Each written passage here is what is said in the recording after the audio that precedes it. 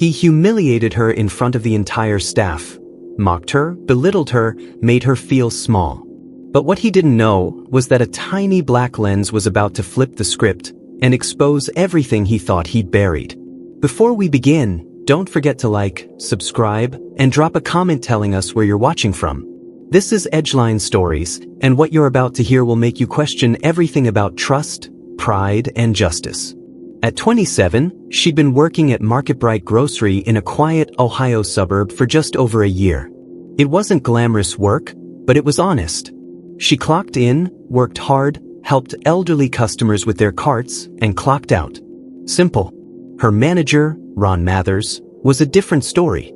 A 40-something man with a chip on his shoulder and an ego to match. He had the kind of smug smile that said, "I know you can't touch me." And for the longest time, nobody did. Until one day, he crossed a line so blatantly, so viciously, it sent quiet whispers rippling through the store. And Claire? She would become the accidental catalyst in a downfall no one saw coming. He ran his department like a boot camp. No idle talking, no long breaks, and heaven forbid you made a mistake at the register. Claire had always done her best to stay out of his way. But one Wednesday morning, with a line forming at her register and the system lagging, she made a simple error. She forgot to apply a discount for a senior customer. Ron saw it. He stormed over. And in front of 3 customers, 2 baggers, and the assistant manager, he snapped. "You think we're running a charity here? Maybe if you had a brain, you'd use it." He laughed. Out loud. And others nervously followed. Claire felt her cheeks burn. The customer looked mortified. The moment lasted all of 45 seconds, but for Claire, it felt like a year. She went home in tears that night. Not because of the mistake, but because of the humiliation. It was the assistant manager, Jay, who noticed something odd a few weeks later. Ron had a habit of taking late-night inventory checks by himself, locking up the back office with no one else inside. Oddly enough, the numbers in the books never quite matched up. Missing bottles of wine. Disappearing cash. Shrinkage they couldn't trace. But Jay couldn't say anything. Ron was close with upper management. He played golf with the regional director. So Jay did the only thing he could think of. He quietly installed a small hidden camera inside the manager's office. And what that camera caught would blow the lid off everything. 2 weeks.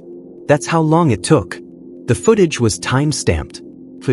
No room for misinterpretation.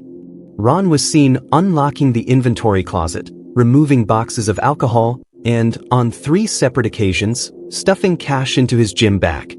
The irony? He did it all while wearing a store values lanyard. Jay downloaded the footage. He didn't go to corporate. He went straight to HR and then forwarded it to the local news anonymously. Within 48 hours, the video was viral. The public outcry was swift. How does a man steal thousands from his store and publicly shame a woman over a $5 mistake? People demanded accountability. Former employees came forward. Stories of bullying, intimidation, inappropriate comments. And Claire?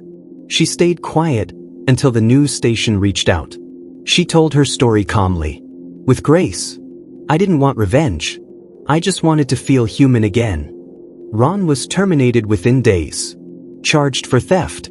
The store released a public apology and offered Claire a promotion, which she respectfully declined. She'd already accepted a new job at a nonprofit helping young women rebuild their confidence after workplace abuse. Sometimes, karma doesn't come loudly. Sometimes, it's a quiet lens in the corner of a room, watching, waiting. And sometimes, justice doesn't arrive in a courtroom. It arrives when truth hits the light of day, and everyone finally sees who the villain really is. Was Ron the only one? Or is this part of a much larger problem in retail culture? What would you have done if you were Claire? Let us know in the comments. And if you thought this story was wild, wait until you hear about the boy who vanished during a school trip, only for his journal to surface 10 years later in a cave. That story is coming next. So make sure you hit subscribe, like, and turn on notifications. This is EdgeLine Stories, where real life writes the most unforgettable scripts.